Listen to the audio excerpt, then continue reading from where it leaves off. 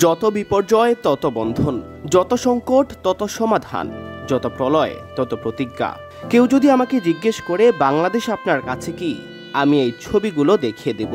কথাগুলো জাতীয় দলের সাবেক অধিনায়ক ও ড্যাশিং ওপেনার তামিম ইকবালের।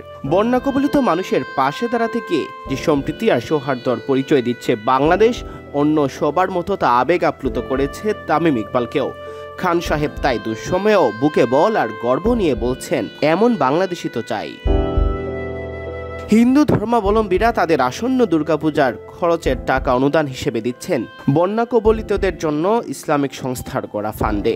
ছোট ছোট সোনামণিরা তাদের মাটির ব্যাংকে জমানো টাকা এনে দিচ্ছে অবলীলায়। কেউ কেউ দিচ্ছেন হজ উমরার জন্য জমানো আজীবনের সঞ্চয়। জাত, ধর্ম, বর্ণ, বয়স ভেদে সবাই একযোগে নেমেছেন নতুন বাংলাদেশের নতুন দুর্যোগ কাটিয়ে ওঠার প্রয়াসে। বইয়ের পাতায় মুখ গুজে থাকা সেসব চোখ কিছুদিন আগে স্বৈরাচারের পতন ঘটিয়েছে।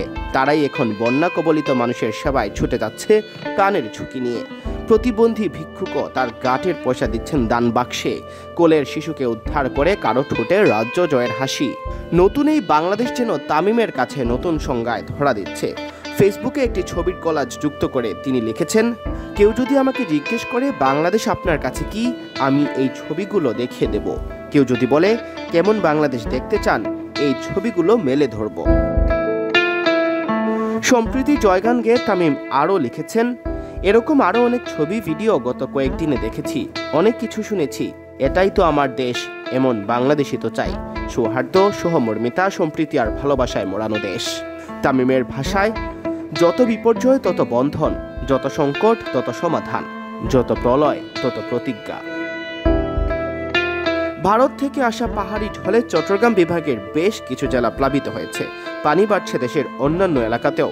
এমন সংকটময় পরিস্থিতিতে দেশের সব মহল এগিয়ে আসছে সজাগ দৃষ্টি ক্রিকেট মহলেরও।